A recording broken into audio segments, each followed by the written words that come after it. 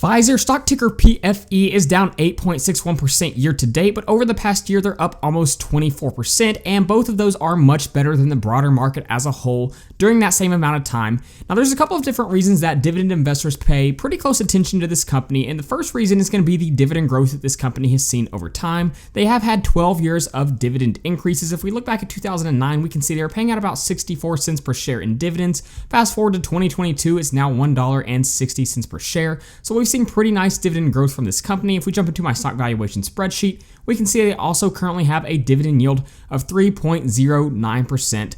So when you combine those two factors, we're going to be jumping into my stock valuation spreadsheet to see if this dividend paying stock is a company we should consider buying or selling. And on this spreadsheet, we have our stock screener and 4 different valuation models. We have Graham's valuation, a discounted cash flow model, multiples valuation, and a dividend discount model. All 4 of these valuations will roll into our output tab.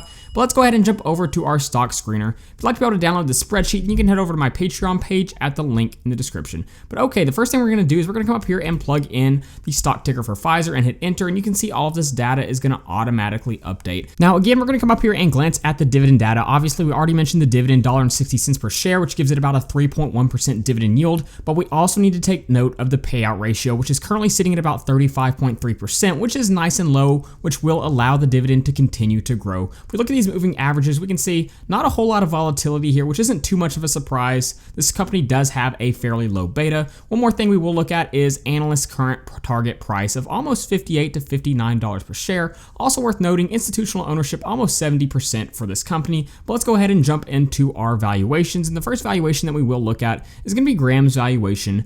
Now, if you've watched the channel before, you know that Graham's valuation is a valuation model invented by Benjamin Graham, who is one of Warren Buffett's mentors, and he also wrote the greatest investing book of all time, The Intelligent Investor. And this is the formula he laid out for us to calculate intrinsic value. And you can see the first thing we're going to need is the earnings per share for Pfizer, which we have listed right here. We're then going to take the price to earnings of a company with no growth, which is 7. And then we're going to apply our growth rate. Now, analysts are projecting a pretty low growth rate for this company. It's more mature. So we're just applying a growth rate of 1 in this scenario. Now, we're going to multiply this by 4.4, and that's because that's the average yield of AAA corporate bonds. Once we have this number, we're going to take it and divide it by Y, which is the current yield of AAA corporate bonds. And at the time of this video, it is sitting at 4. So when we look at the intrinsic value according to Graham's valuation, we can see we get about $38 per share. Now, the current yield of AAA corporate bonds plays a pretty large role in the valuation we get right here. Earlier this year, it was as low as about 2.8. So if I were to put that in, you can see our intrinsic value actually jumps all the way up above the current price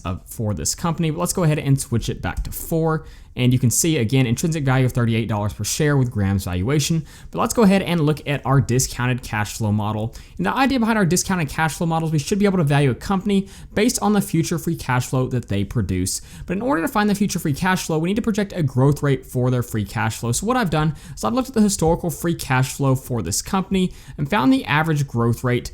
Pretty high growth rate over the past 9 to 10 years, but after looking at industry expectations, analyst expectations, I'm going to stick with that fairly low growth rate projection of just 1 and apply that to the future free cash flows of the company. I also applied it to the terminal value, which is the sum of all the future free cash flows past the year 2030. I then found the present value of all of these future free cash flows and added them together here, added the company's cash and cash equivalents, and subtracted out their total debt to come to their equity value, which you can see right here. Once I have that number, I just divided by the number of shares outstanding, and you can see we came to a discounted cash flow price per share of $51.22, which is extremely close to the current trading price for this company. Now let's go ahead and jump over to our multiples valuation. The multiples valuation is a pretty popular valuation model among hedge fund managers and investment bankers, and essentially what it does is it values a company using a multiple, and it allows us to see how the market is valuing companies that are similar in structure using that same multiple. So in this scenario, we're looking at a price to earnings multiple. So we're taking companies similar to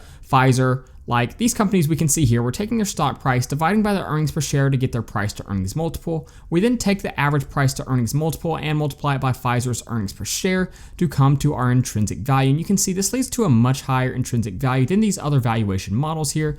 And that's likely due to the fact, if we look here, the average price to earnings of these companies that are similar to Pfizer is about 17. If we jump back over to our stock screener, we can see price to earnings for Pfizer right now is currently sitting a little below 12. So some might argue that that means the company is slightly slightly undervalued, but let's go ahead and keep moving forward and we'll look at our dividend discount model. Now, dividend discount model is going to be pretty important since the reason a lot of people are interested in this company is solely due to the dividend and the dividend growth. So what we're doing is we're taking the quarterly dividend payout so we can see how much this company is paying out yearly, and this allows us to see the growth rates year over year for this company. And we can see they had an average growth rate of about 5.54% over the past 4 or 5 years. Now moving forward, I'm projecting a growth rate of about 4.5% after doing a little bit more research.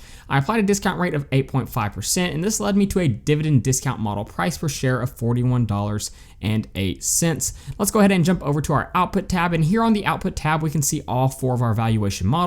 Grams at $38 per share, multiples at 75, so a pretty large difference between these two. Discounted cash flow at 51.22, and our dividend discount model at 41.80. When we average all 4 of these together, we come to an intrinsic value of $51.74, which is unbelievably close to the current trading price for this company, only 3 cents off, only a difference of 0.06%. Now, as a value dividend investor, we always want to apply a margin of safety to our investments. So let's say you're a pretty safe dividend investor and you want to apply a 30% margin of safety. I'll hit enter. You can see based off of this, our acceptable buy price for this company is $36 per share. So our valuation spreadsheet is telling us we should not be buying this stock. If you apply a 20% margin of safety, we're looking at an acceptable buy price of about $41.39 per share. So again, our valuation spreadsheet is telling us this is not a stock we should be buying. Now again, I do think the dividend and the dividend growth of this company makes this a fairly attractive investment. So if you're really just focused on quality companies that pay a dividend and have dividend growth,